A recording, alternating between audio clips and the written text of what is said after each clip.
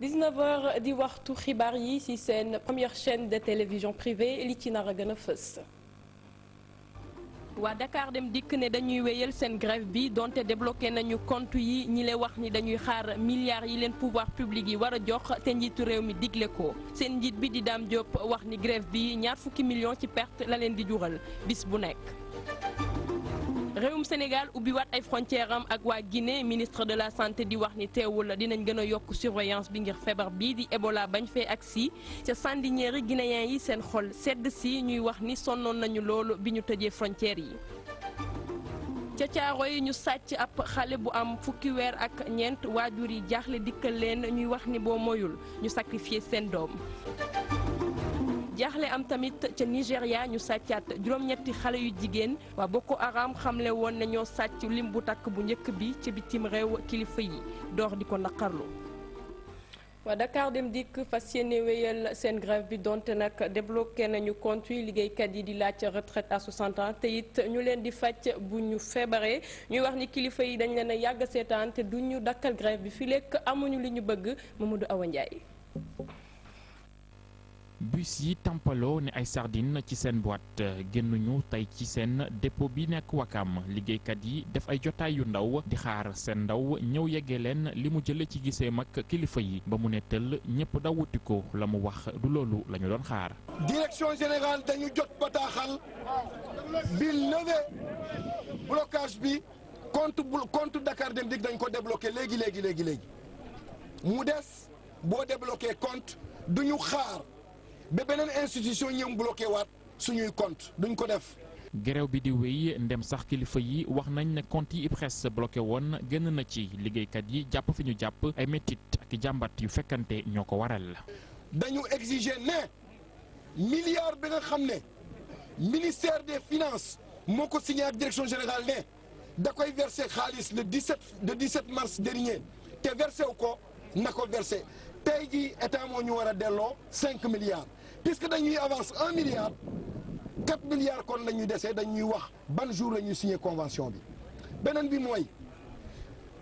ndigalu président de la république ne nañu dem à 60 ans direction générale waxu ci ba léegi. ab doxantu ci mbeddu ndakaaru yi wan nañu ne askan wi tàmmoon jël yile bus tey seenuñu sax luy niroog moom mu doon lu syndicaliste yi di ñaawlu waaye nag di wax ne kilifa yi rek mën a dakkal bii le grève. bal le gouvernement na ci gaaw a wax ministre des finances ak ministre du budget nañu woo wax ñu ban jour la ñuy jox milliard bi direction générale na conclure ak ñun leneen loo xam ne mën na koo def. mu mel ne nag société bi di Dakar Dem Dikk génnagul ci guuta gi mu dugg ak sax jéego yi nga xam ne kilifa yi def nañ ko ngir jàmm dellu si liggéeykat yi jàpp fi ñu jàpp fas yéene wéyal seenub grève. est-ce que d'accord ngeen levé mot d'ordre wala d'accord leen moo levé mot d'ordre donc mot d'ordre bi kenn levéegu ko. moo daaw kilifa Dakar Dem Dikk yi monté ñoo négocier ñu débloqué compte bi kii di nag seen directeur général di wax ne société bi nag dafa yàgg amal waa IPRES Dame Diop andi ay tontu ci yenn ñaxtu yi muy wax ni nag grève bi bis bu nekk dina leen jural ñaar fukki millions ci perte ñu déglu ko. ñoom dem nañ grève tey te li tax ñu dem grève nee nañ IPRES moo bloqué compte bancaire Dakar Dem Dikk loolu moo tax ñu dem grève principalement bi ma leen dalalee wax naa leen ne loolu Dakar Dem Dikk depuis ñu créé ko bi mu amee ba léegi versé wul daanaka cotisation IPRES mu toll ci ay milliards donc loolu nag boo hérité kër da ngay hérité loolu aussi mu toll ci ay milliards tey man mënuma fay loolu wax naa leen ne IPRES moo ma yónnee kayit woon ne ma huissier ne naa ko fay mais président de la république dafa joxe woon instruction depuis daaw que nañu delloo Dakar Dem Dikk li ñu ko ameel pour que mu mën a faj ay soxlaam ci cadre boobu rek lañ mën a fay IPRES donc bi ma jotee kayit bi dem naa waxtaan ci ak directeur général IPRES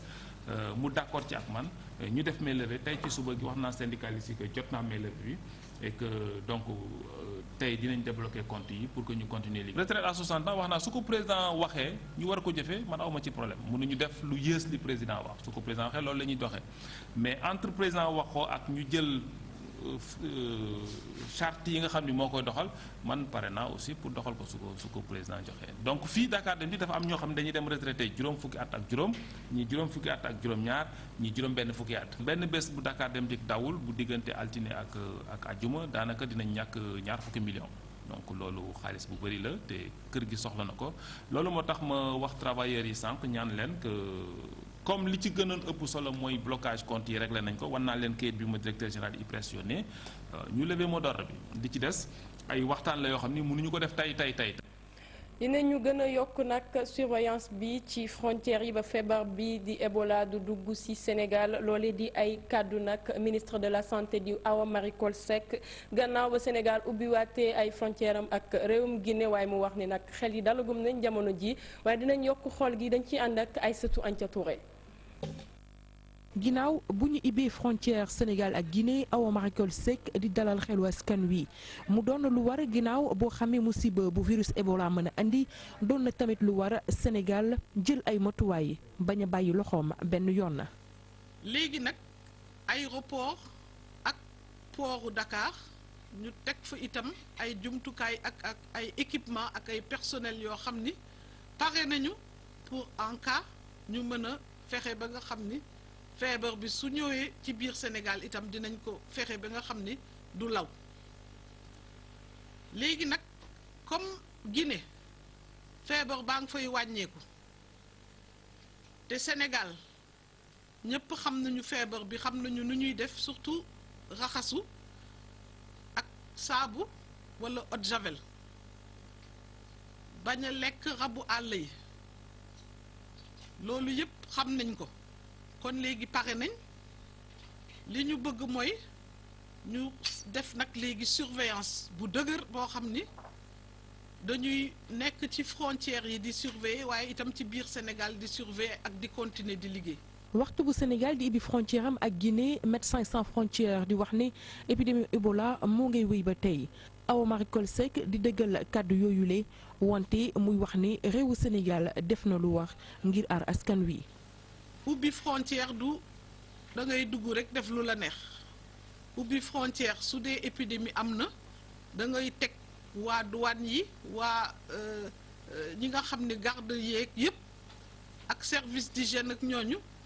ñu fexe ba nga xam ne ku dugg dinañ seet ndax am nga feebar walla amoo ko ay yu mel noonu loolu la ñu def ci aéroportu Dakar moom la ñu def ci port bi moom la ñuy def ci frontière yépp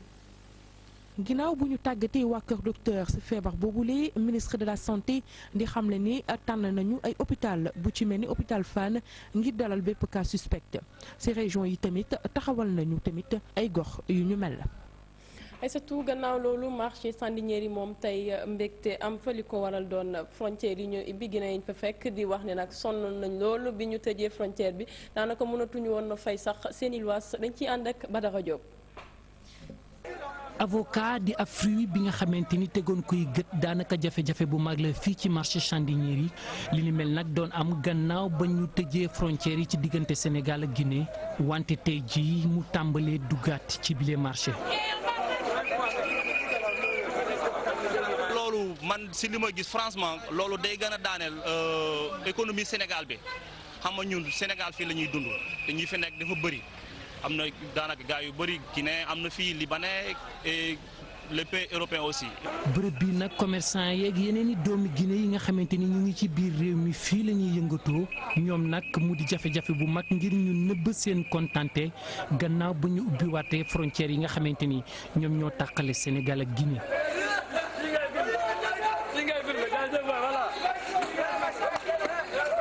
alhamdulilah sant nañu bu baax a baax. kon yéen a ngi xaar oto yi ñu ñëw. waaw bu baax. gouvernement bu Sénégal ngir daal di fànq jàngoro bi ci ñi nga xamante ni ñooy askanu Sénégal moo taxoon nag mu tëjoon frontières yi di ab dogal bi nga xamante ni métti woon na lool ci li nga xamante ni moom mooy économie bi rawatina ci ñi nga xamante ni ñoo di Guinéen yi ñoom sax jaxle la ñu defoon jamono yi ñu weesu. Franchement, je l'apprécie bien, je suis très fier pour le de la frontière. lu ñàkk bari na parce que léegi avocat ñëwul goyab ñëwul Karason ñëwul loolu yëpp ñëwul loolu nga war a xalaat am na ñu xamante ne fii suñu jaayul avocat du ñu dund am na ñu xamante ne suñu jaayul goyab du ñu dund am na ñu xamante ne suñu voyageur fii du ñu dund loolu nga war a xalaat alhamdulilah rabbil alamin comme tëj nañu frontière bi. lu ëpp weer ak léegi Guinée yi nga xamante ni ñoom ñoo fiy jaay métti woon na lool ci ñoom ngir ñu mën a honorer yenn ci seeni engagement ñenn ñi sax demoon ba nga xamante ni fay seen location daanaka mënatuñu ko woon. non si wàññeeku na c'est vrai mais daf soxla Sénégalais yi tamit fajul de waaw ak ñeneen gars yi tamit parce que dañuy ñëw di ñuy laajte fruits yi fruit yi jóge Guinée moom franchement mu ngi dox fi bu baax a baax. wàññi nañu luwaas amoo fooy jëlee luwaas bi fan ngay jëlee luwaas te wàññi nañu luwaas fan nga koy jëlee. amul fooy koy jëlee. ba gouvernement bi xibaar rek léegi nag dina ubbi frontière yi nga xamante ni moo nekk ci diggante Sénégal ak Gambie daanaka xumbute bu mag moom moo am ci marché Sandiniéry boobu ak léegi di ab marché bi nga xamante ni mu ngi xaar camion yu njëkk yuy indi fruit ci ay waxtu yi ñu jëm. Badara Diop Thiaroye Azur tiitaange dikkal leen gannaaw ba ñu sàccee ab xale bu am fukki weer ak ñeent mu def ñeenti fan gisuñ ko yaa ji di wax ni fu mu jublu ñu wax ko ne dañoo bëgg sacrifier xale yi ñuy sàkku ndimbal dañ ci ànd ak Ramatoulaye Diop Kaba. dara jamono ji mënul seddal li nga xamante ne mooy xolu ndaw sii nii ndax jooy yi muy jooyu désespoir la li ko indi nag mooy doomam bi nga xamante ne at ak ñaari weer dong la am moom moo réer ñu njott sax ne dañu ko sàcc te xale bi moom jamono ji mënul sax wax. ñun daal ba ñu seetee ba ci ëllëg sax ñu xam ne cas bi sérieux na parce que fanaan na ci lañ commencé di dem ci ay nit yoo xam ne mu ñoom lañ ñu tegtal. bi ñu demee foofu nag ci la ñu xamal ne ñu Mohamed réerul dañ ko jël depuis tamit li ñu gis ci ay maaman bëri na mat nañu 15 wala ñu ëpp ko te toujours même wax ji mooy ñëwaat sa doom réerul dañ ko jël te ki ko jël xam na leen ci kër ku góor moo ko jël te ku jigéen la ko jox. ñoom dañu wax carrément ne xale bi dañ ko bëgg a sacrifier. ci kër gi le njàkkare ak tiis moo fi am depuis bi nga xamante ne xale bi réer na réer boo xamante ne jàpp nañ ne lu doy waar la te jommal kii nga xamante ne mooy maamu bébé bi. na metti na ba ci kanam yàlla ndax muumin la xamul dara ku mënagul a wax boo xoolee ci gémmiñ bi benn bëñ ñëw fa lu tax loolu moo lay won ne xale la waaw loolu moo lay won ne xale la. man nag mënuma wax li kii wax yépp day nàmp ba léegi day nàmp noonu la demee yaayam ween yi dafa kii xam nga ni famille bi nga xamante ne ci la Mohamed bokk ñoom dañu fonk lool li nga xamante ne moo di seen caada ak seen cosaan loolu waral ñi ngi dànxaafu képp koo xamante ne yow yaa teg loxo xale bi su fekkente ne indiwoo ko lu ne mën na la cee fekk. damaa woo dëkk ba démb Enampoor waaw Enampoor ndax ñun am nañ fa tuur dina xam ne ne ci ñun la tasel ndax papaam tam séeréer la ñun bàyyi suñu cosaan papaam mi ko jur bàyyi cosaanu man jullit la mais sama cosaan du ma ko bàyyi lu ma soxla rek damay tuur bu dem dafa am lu bon lu mu nat ci moom su doom ñun benn rek ci ñun téeméer dinañ ko def ci moom lu mu gis rek xam ne moom la. ni bés yi di gën di dem yaakaar bi di gën di wàññeeku waaye li nga xamante ni mooy recherche bi mi ngi wéy ndaxte fépp la waaye juru xale bi di dem ngir mën a ko gis gendarmerie police ak DIC tamit avertir nañu leen. Amtulaay ca booba waxtu waa Touba tamit ca quartier Soura lakk-lakk am fa ñoom it ñu nekk ci tiis mu am ci ñetti waxtu ci guddi ab soxna ñàkk ci bakkanam jamono ji nag xamuñ lan moo waral lakk gi waaye denc nañu soxna soosu Pape Sayar Mbaye. naqar ak tiis lañu xëy nemeeku ci koñ bi di Soura nekk ci Touba benn néeg bu lakk benn soxna bu addi toll la ci diggante ñeent fukk ak juróom jàpp juróom fukki at di ñàkk ci bakkanam. doon 3 heures yooyu daal 4 heures la yuuxu bi mu yuuxoo bul daw dugg ci biir maa ngi woote pour wallu mu daw dugg bu ma dellu si waatee suñu ndox siin ko mu tëdd loolu rek laa ci am. lan moo waral lakk gi ba fi mu toll nii kenn xamu ko. dafa jékki-jékki rek tàkk rek. xamul lu ko tax. bu ñenn dee ñaaw njortu ci sondel bu ñu taaloon loolu ci mën a nemeeku néeg bi lii mooy li fi des lépp a tàkk.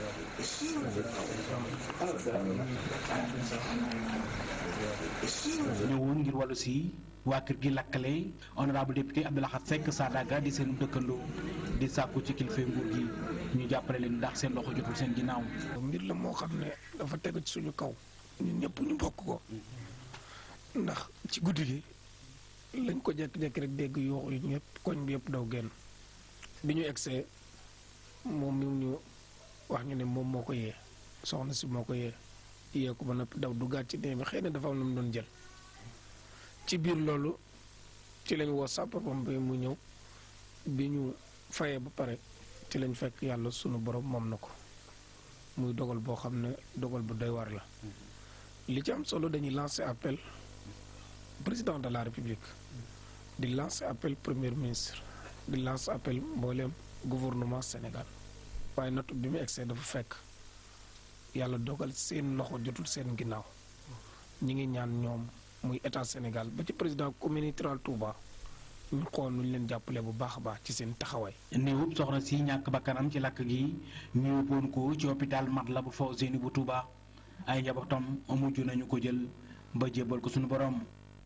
coordination étudiant yu Gaston Berger ñoo amal assemblée générale ca foofe nag ñu yëkkati ponk yi leen soxal mu bokk ca yéex a fayeeku te it yokk inscription bi nga xam ne ñoom ànduñu si ak jafe-jafe yi am ci bourse yi ñu bëgg ci saafara dañ ciy déglu Birahim Lay Diop ci micro Moussa Diagne.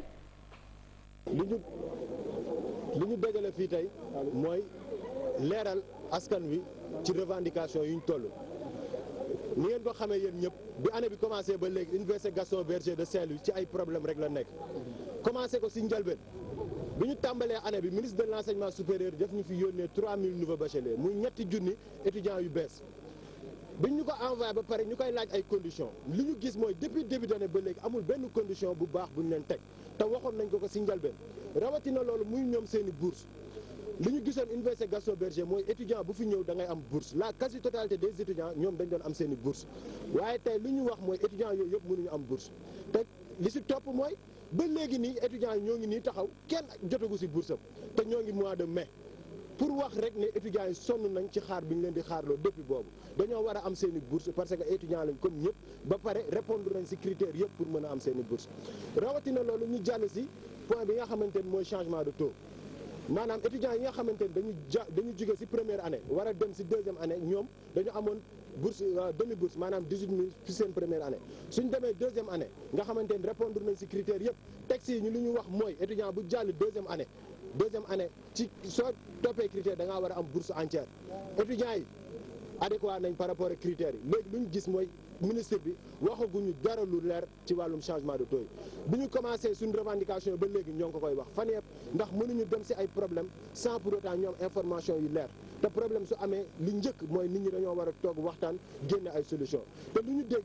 mooy fan yi suñu mbokk yi nekk Ziguinchor mooy les étudiants yu nekk université Assane Seck de Ziguinchor commencé nañ benn mouvement et tey rek décrété nañ 48 heures de grève ñun bëggaguñ egg ci loolu balaa ñu fay egg di nasaxal année bi dañoo bëgg ñu recevoir ñu waxtaan ak ñoom ci ay mbir yu leer ndax noonu lañ ko yàgg defee noonu lañ ko war a defee tey ji su problème amee. xibaar cib gàttal président Macky Sall yëkkati ay kaddu ci mbirum Karim Wade ci ab interview bu mu jagleel journal Le Monde mu wax ne xalaat accord politique diggante nguur gi ak mbirum Karim Wade loolu saaga sunu justice su réew la. président Macky Sall wax ci mbirum ñibbisi Abdoulaye Wade wax ni politique de transparence ak bonne gouvernance la tëral xeex alal ju lewul du yëfu boppam yoon moo ko moom ci démocratie la ñu nekk du njiitu réew wala parti politique mooy wax ku tooñ. wàllum politique ba tey juróom-ñaari fan nag gannaaw ba ñu déposé liste parti ak coalition yi war a dem ci élection locale yi ca Saint-Louis nag préfet département bi fësal liste bi lu tolloog fukki coalition taxaw nañu ci commune boobu yeneen juróom-benn dinañu jongante ngir conseil départemental bi yeneen juróom-benn ca commune Paal Moussa Diagne. mu nekk nii xam nañ ko lu tolloo ko fukki coalition ak parti ñoom nag ñoo war a nag xëccoo mairie bu Saint-Louis juróom-benni coalition nag ñoom jëm nag ci wàllug wuti suffrage askan wi ci wàllu conseil départemental yeneen coalition toll nag ci juróom-benn fii nga xam ne moom moo di ci commune bu Paal gis nañu ñu affiché seeni ay liste ci préfecture bu Saint-Louis.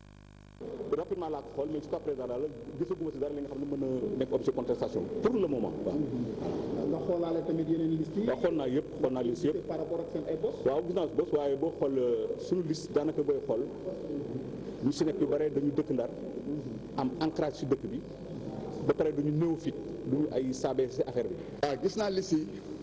li ma ci gis mooy bu neexee yàlla incha allah le 29 juin dana am ay mbetteel yooxu dana jib fu ñu ko foogewul daf may fàttali Sénégal ak France en 2002 parce que am na ñi nga xam ni mosuñ daawuñu def politique nangu nañu dugg ñu investir leen pour que dëkk bi changé am na ñi nga xam ni ñoo pillé dëkk bi yàq dëkk bi ñu ngi ci ay liste à des positions éligibles def fi li nga xam ni lu kenn deful ñooñu citoyens yi décidé nañu pour sanctionner leen. suñu liste toppatoo waaw ñun suñu bos bon vraiment suñu liste gis naa ko bon vraiment macha allah quoi bon y a des gens yoo xamante ni bon war nañ mun apporter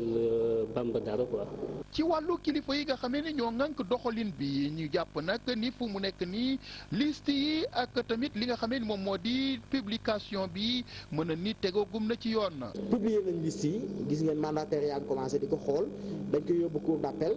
yónnee ko ci kaw nit ñaa ngi koy xool affiché wuñ ko nag parce que boo ko affiché nit ñu xotti ko waaye affiché nañ nit ñaa ngi koy xool ñu def ko ci ay reliure léegi nag processus bay continuer rek ba élection yi jeex. waaw fii ci préfecture Saint-Louis. fu mu toll nii gannaaw nag ba ñu siiwalee liste yi nga xamee ni moo war a tax nag parti ak coalition yi war a suubu nag ci élection yi fu mu toll nii nag campagne pré-électorale bi moom mën na ni ñi nga xam ne ñoo di parti ñoom soobu nañ ci bu baax te nag fi nga xam ne moom moo di ci Ndar moom dina doon mbir mu am solo ci wàllu élection yi nga xam ni moom la ñu jëm. gannaaw ba Moustapha Cissé Lo dalee ci kawam kii di Abdou Lahad Seck Sadaga moom it amal ab ndaje ci këram ngir tontu ko Sadaga di wax ni Moustapha Cissé Lo moo tax jàmm amul ca APR mu koy moytuloo président Macky Sall lu ñu déglu ko ci micro Pape Sayer Mbaye. Moustapha Cissé Lo di guutuloo am na fayda man ñoo génn wax ne mënuñoo bokk ci liste ku bekk ci liste danañ la dàq danañ ko laaj ba xam moo ñu faloon. dàqu député moom waxu picc la. ragaluma ci waxu guutut la te guutut faalewu ma ko guutut benn picc la bu bari coow ci àll bi boo xam ne amul njëriñ day topp ci àll bi rek di coow loolu rek la di wax président de la république Macky Sall kii mu fi teg ñu koy wooyee guutut loo amalu ko njëriñ daf koy yàqal defarulu ko da koy yàqal xuloo ak xeex la fi nekk ak di génne waa APR yi nga xam ne ñoo sancoon APR génne waa Benno Bokk Yaakaar yi fi nekkoon yépp kon kooku defarulu ko da koy yàqal kon bu ñuy wax ne ku trahir parti moom moo trahir parti parce que moom mi nga xam ne dañ koo jël def ko député assemblée nationale def ko deuxième vice président assemblée nationale def ko it député CEDEAO def ko vice président CEDEAO mu jël otoom ñi contre APR ci ab dëkk génn nit ñi nga xam ne APR ñoo ko sancoon mu génne leen ci ab liste kooku moo trahir parti waaye man trahiruma parti ñun li ñu jote mooy dafa am ay dëkk yoo xam ne Serigne Touba moo ko sanc jox ko ay njabootam mu ne dañuy génn day xeex ak ñoom ma ne ko nag man maa ngi lay xamal ne képp koo xam ne fas yéene ngaa xeex ak waa kër Serigne Touba nag ma ci boole. erreur bi du ñun moom moo ko def parce que moo génn ay nis na nga xam ne man du ma mandataire moom moo doonoon mandataire moom moo sañ a dugal sañ a génne man sañu ma ko. comme moo génn nag na assumer ay responsabilités am gàddu yëfam man ci ànd defar ci laa signé te jël naa ci samay responsable ci lay campagne ca lay nekk ca duma ci ragal dara. waa groupe Delmas Sénégal xëy amal ab don de sang maanaam maye deret mu doon lu jigéenu entreprise bi amal agent yi rafetlu ko association nationale des donneurs de sang di wax ni góor ak jigéen ñëpp war a maye deret Assane Diop. du rek lii nga xam ni moo di opération de consignation dédouanement wala transit la agent Delmas Sénégal yi mën a def am ci xarala ñi nga xam ni ñoo di soxna yi nekk ci entreprise boobule ñoo initié journée de don de sang ngir mën a dugal seen loxo ci li nga xam ni moo di saafara jafe-jafe bi am ci wàllu banque de sang bi nekk ci centre national de transfusion sanguine. ci xeetu jaamu yàlla yi la bokk ñun jigéen ñi ñuy wax parité war a mën a participer ci suñu développement réew fexe ba nga xam ne lépp loo xam ne sumb nañ ko. mu war a jëmale réew mi kanam rek ñu wax ci bokk te lii ci la bokk dañu xool ne ci biir Sénégal jigéen ñi dañuy matu di am problème mu deret ñu gis ne taux de mortalité bi dafa bëri accident yi bëri na te hôpitaux yi dañuy am problème mu seen banque de sang yi dafay am problème donc nag loolu moo ñu ñaax itteel ñu ba tax ñu xalaat ne war nañ ci bay suñu waar ci wàll woowu. ci beneen fànn initiative bi bokk na ci ñoom li ñuy wax direction bu Delmas responsabilité sociétale des entreprises. ci côté social bi entreprise bu nekk war na mën a jàppale ay employés am pour mu dox ci doxin bu mel nii. woote bi ñuy woote mooy ne ku ne war na jéem def lépp loo xam ne rek day suqali réewam te don de sang bi ci la bokk. li ma waxoon ci commencement bi rek mooy ne joxe sa deret ci xeetu jaamu yàlla yi la bokk julli naam woor ak leneen ci jaamu yàlla mais bii ci xeetu jaamu yàlla bu foor la. mu nekk pexe bu nga xam ni ñi nga xam ni ñoo di donneur de sang yi rafetlu nañ ko waaye ñi ngi wax ni rek ñoom liñ bu doon seen sago dañuy defar parité ci ñi nga xam ni ñoo di may seen deret. kontaan naa si trop parce que joxe deret dafa baax dafay tax bon ñuy matu ñi am doom ñu sauver leen te banque de sang dafa baax si dëkk bi lu am soxla la lu am njëriñ la. ñuy gërëm jigéenu Delmas yi nga xam ne ñoo sàkku bés bi pour mu am muy bés bu am solo bu ñu rafetlu ñun association nationale des donneurs de sang ñu ànd si nag ak direction générale bi ak délégué yi ak tout le personnel vraiment mu nekk bëccëg bu am solo ñu fas yéene ko di ko def at mu ne ñun nag association donneurs de sang te war ngeen ko xam bu ñu gisee lu mel ne dañ si kontaan ndaxte réew mi dafa am retard si wàllu may deret te li si gën a doy waar tey jii boo xoolee ñeenti maykatu deret ñetti góor ñoo fa nekk ak benn jigéen comme jigéen ñi nag dañu topp di wax naan il faut parité am dama leen di invité nag c'est un défi que je leur demande de relever la parité dans le don de sang. toll ci téeméer ak ñeent fukki agent ñu séddalewu ci juróom-ñett fukk ca Delmas juróom-benn fukk ca CGM nekk xayma bu nga xam ni waruñu ko xeeb ci wàllu li nga xam ni moo di deret lii rek ngir dugal seen loxo ci néew bi nga xam ni banque de sang bi nekk ci centre national de transfusion sanguine am na ko. Assane ñu jaare fa dem xool xibaar yi ca bitim réew dem ca Nigéria foofee nga xam ne lu tollook juróom-ñetti xale yu jigéen dañ leen fa sàccaat. Aboubacar Cheikho di njiitu waa Boko Haram wax ni moo sàcc 270 lycéennes yi ci weerub avril groupe islamiste bi fas yéene leen jaay ak dugal leen ci sëy ci kaw doole mbaa ñu def leen ay jaam waa Boko Haram di wax ni palaasu jigéen du ci école ñu yàgg amal lu ni mel kilifa dëkk bi mënuñ ci dara waral ñu sàkku ndimbal ci waa États-Unis waa France ak ñeneen waa États-Unis di wax ni ñu ngi bàyyi xel bu baax Nigéria bis bu nekk ñu déggoo ak nguur gi seen nguur gi waa dëkk ba mere leen loolu taxawal ab association bu tudd delloo si leen suñuy doom kenn mënul wax jamono ji xale yu jigéen yooyu fan lañ nekk. ca Centrafrique ay combat am ca nord-est dëkk ba ab détachement force française Sangaris ñu attaqué ko rey nañ fa lu bari jàmmaarloo yi am diirub ñetti waxtu waaye benn élément français faatuwu si combat yi jeex ci guddi gi ay attaquant exfiltré foofu soldat Sangaris yi amal ab patrouille ci zone boobu seeni ay élément ñu gaañ leen fa lu tollook 40 individus amal lu ni mel waa réewum France taxawu leen ak ay jumtukaay yu am solo responsable militaire bi di ko xamli wax ni ñoo leen jàppale bu baax. xibaar yooyu di jeexal jotaay bi beneen jotaay juróom-ñetti waxtu lay doon ak Cheikh Diaby mu teew jox leen yeneen i xibaar ci beneen kàllaama laata loolu nag seen programme day wéy ci seen première chaîne de télévision privée.